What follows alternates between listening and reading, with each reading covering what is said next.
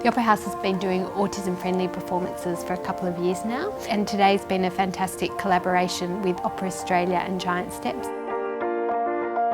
So we have been talking about this for the last 5 or 6 months. A lot of work has had to go into preparing the students, from the sensory toys we need to buy and purchase through to the types of modifications we have to make to the theatre environment, training in front of house staff, and then really understanding all the preparation work that goes into making these performances from the perspective of the school.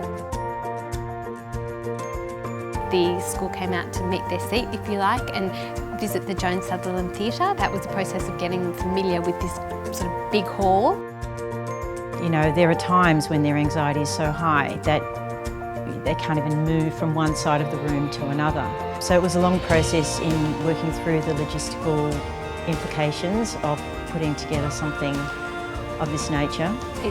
It's a non-judgmental space that if people have to make noise, if they can't sit still, doesn't mean they're not enjoying the show. That's actually their way of expressing their excitement. I think creating an environment which is really supportive of a child with autism is really helpful. There were kids that sat beautifully during Meet the Seat that wouldn't have normally been able to sit down for more than 2 minutes.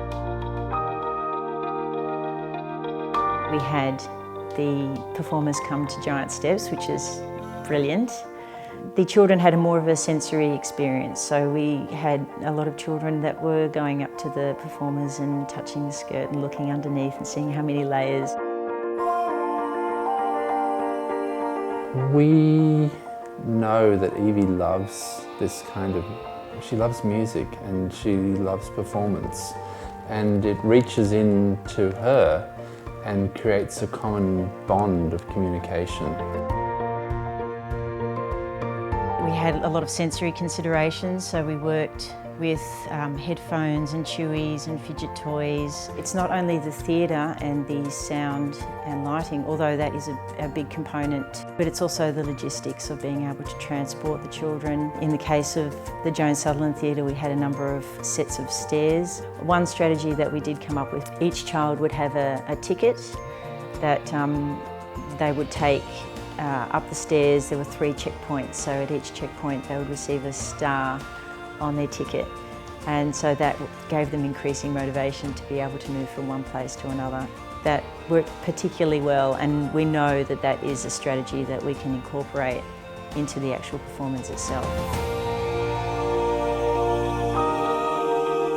I think with these experiences you have to go step by step, and today was a pilot. It was a rehearsal, a medley of songs, and we saw the results.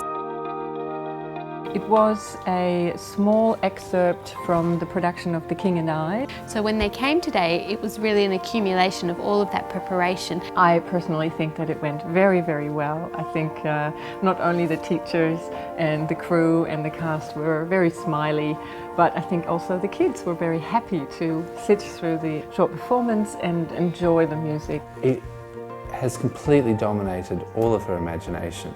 She is so excited by everything. And when she gets at home, she pulls out her iPad and she looks at things from The King and I, and she sings the King and I songs. I think that what we're doing is quite groundbreaking. This particular model can be utilised by other families who are experiencing the same challenges. Within our organisations, we are ambassadors, I think, for accessibility programs, and we can show through these events like this one today that things are possible. It's only by doing pilots that everyone around, from the company to the venue, can get the confidence to see that it works, see what people get out of it, how worthwhile it is, and hopefully these are stepping stones to doing expanding to more performances and more art forms in the future. I think for many, many people, autism is such a mystery, and I think we have gone through the last few weeks to see that that world has opened up for us a little bit. It's not that kids with autism, I think, don't appreciate what they're seeing. It's that they really appreciate it, such that they might run around or shout or do something that would make other people uncomfortable. I hope that today was not just a performance for the children, but will also add to their well-being and their access to the performing arts into the future, and that we're opening up these opportunities and showing that it is possible and creating new opportunities for these families. They go home, they've got their little tickets now with the stars on them, they can take them home to their families. This sort of experience really matters. I think it bonds you together, and it teaches and shows a child with autism that playing with other people, even if they're adults, is fun, and that interacting with others is fun. And if you can find a way in there, then it becomes normal and it becomes something that they look forward to. The commitment of the staff at Giant Steps is extraordinary as well. We had a little team that were put together that really enabled me to be able to brainstorm ideas and for us to be able to work through different strategies and challenges that we may have felt would impede the students in being able to access the theatre. And it worked beautifully. We were very happy. Yeah, I'm very happy. Along the way, we have all learned an incredible amount and gained insight into how our three different companies and organisations work as well. It's massive. It has the implications of being able to come to a performance like this and then have that experience generalised in other settings, other performances, has a ripple effect that just enables a child's world to open up exponentially. We can, with little resources, but by partnering with other companies, with other organisations, we can make things happen. The fact that a little girl who loves ballet can go to the ballet.